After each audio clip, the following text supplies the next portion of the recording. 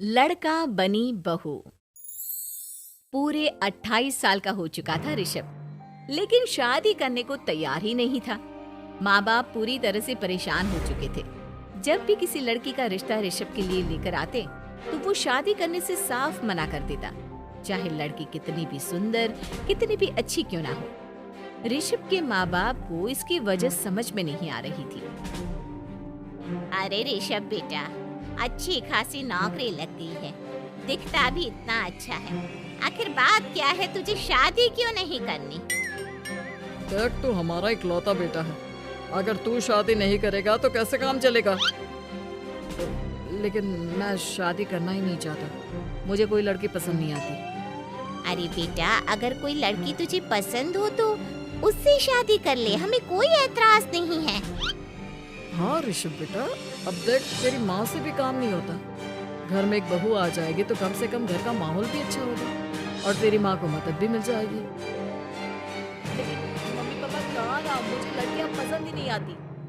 अरे लड़कियां पसंद नहीं आती तो क्या लड़का पसंद आता है? वो तो वक्त आने पर ही पता चलेगा।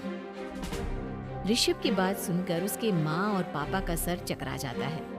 कुछ दिनों के लिए ऋषभ अपने ऑफिस के काम से शहर से बाहर जाता है और जब लौट कर आता है तो सामने का नजारा देखकर उसके माँ पापा बेहोश होते होते रह जाते हैं। अरे ये क्या, ये तुम्हारे साथ कौन है? माँ, ये दीपक है, मेरी पत्नी। हम दोनों ने शादी कर लिया। दीपक तुम्हारी पत्नी कैसे हो सकता है? अरे दीपिका होती तो बात समझ में भी आती। ये तो लड़का है।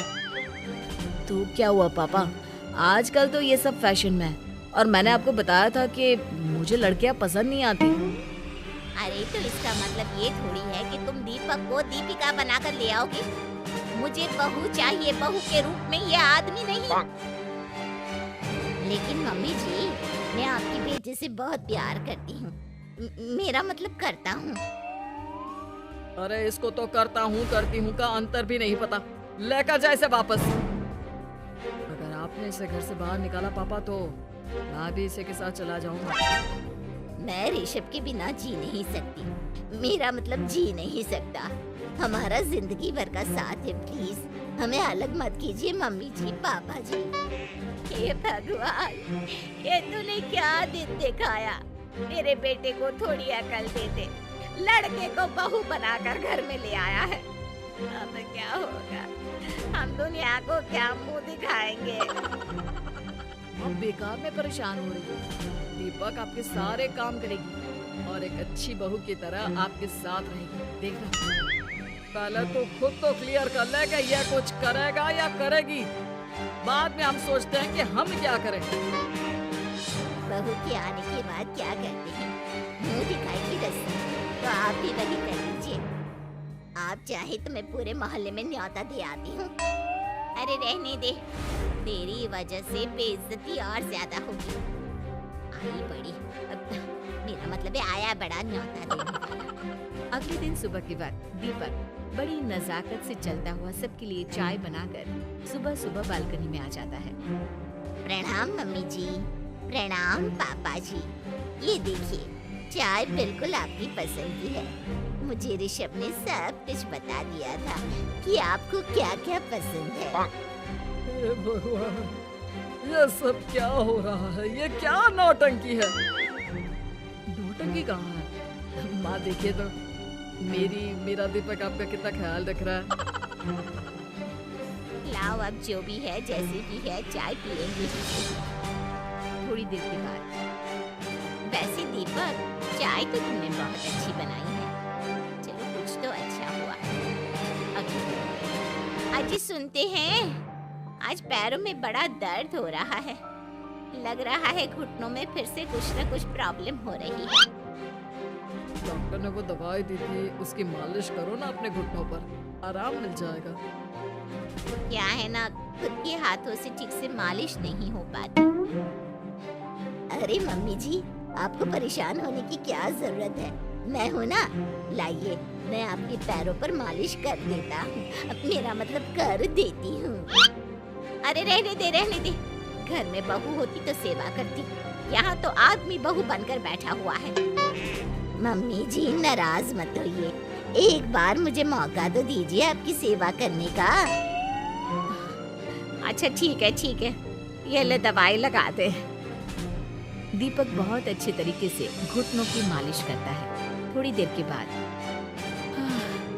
इतना आराम मिल रहा है क्या बताऊं, ऐसा लग रहा है मेरे घुटनों में कभी तकलीफ थी ही नहीं। लगता है तुम्हारी लड़का बनी हुई बहू तुम्हें पसंद आने लगी है। ऐसा कुछ भी नहीं है, वो तो बस इतने अच्छे से मालिश की इसलिए मैंने इसकी तारीफ कर दी।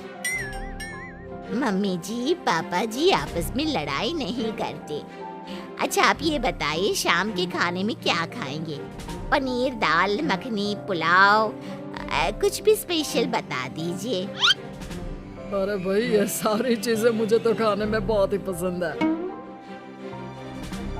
तुम क्या कोई औरत हो जो पनीर दाल मखनी बनाओगी? हाँ, अरे लड़का हो तो लड़के की तरह बिहेव किया करो ना। भले ही मैं लड़का हूँ तो क्या हुआ, अब तो मैं ऋषभ की पत्नी और आपके घर की बहू हूँ, तो मुझे उसी तरह से रहना पड़ेगा ना। अच्छा ठीक है, जो तुम्हें पसंद है बना लो। आदमी रसोई में खाना बनाते हुए कैसे लगते हैं, जरा मैं भी तो देखूं। शाम को दीपक सबके लिए अच्छा सा खाना बनाकर डाइनिंग टेबल पर लगा देता है। ऋषभ ऑफिस से जब लौट कर आता है, सब लोग खाना खाने के लिए बैठ जाते हैं। अरे वाह, क्या गजब का पनीर और दाल मखनी बनाई है। ऐसा जायका तो होटल के खाने में भी नहीं आता। दीपक कितना अच्छा खाना बनाती हो, मेरा मतलब बनाते हो। तुम्हारी इसी अदा की वजह से तो मुझे तुमसे प्यार हो गया। अरे बहुत हो गया, आदमी होकर आदमी से प्यार करते हो। अरे लेकिन कुछ भी कहो, जरा खाना खा कर तो देखो ऋषभ की माँ, मजा आ जाएगा। हाँ वैसे बात तो आपकी सही है, खाना तो वाकई में लाजवाब है। इतना स्वादिष्ट पनीर तो मैंने अपनी जिंदगी में नहीं खाया। कितना अच्छा होता अगर ये दीपिका होती। और फिर अगली सुबह कुछ ऐसा होता है जिसे देखकर ऋषभ के माँ और पापा ना केवल खुश होते हैं बल्कि हैरानी से उनकी आंखें फटी की फटी रह जाती हैं। उन्होंने जो नजारा अपनी आंखों के सामने देखा उसे देखकर उन्हें अपने आप पर भरोसा नहीं हुआ। सुबह का वक्त था, सब लोग बालकनी में बैठकर सुबह की चाय का इंतजार कर रहे थे। तभी रसोई में से एक बहुत ही खूबसूरत लड़की जिसके लंबे लंबे बाल थे और जिसने साड़ी पहनी हुई थी, हाथ में चाय की ट्रे लेकर वहाँ आती है। अरे ये कौन है? रातों रात हमारा लड़की बहू बन गया क्या? मुझे लगता है कोई सपना देख रहे हैं। इतनी सुंदर बहू तो हमने सपने में भी नहीं देखी। देखा माँ, जादू हो गया, जादू। अरे लेकिन ये है कौन?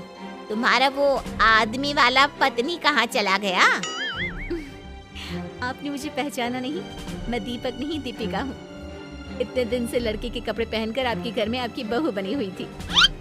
माँ ये दीपक नहीं, दरअसल ये दीपिका थी, लेकिन इसे लड़कों की तरह रहने का शौक था और इसे लड़की की तरह रहना मंजूर नहीं था, इसलिए मैं इसे लड़के के रूप में आपकी बहू बनाकर यहाँ ले आया। तो फिर अचानक ये उसका हृदय परिवर्तन और रूप परिवर्तन कैसे हो गया?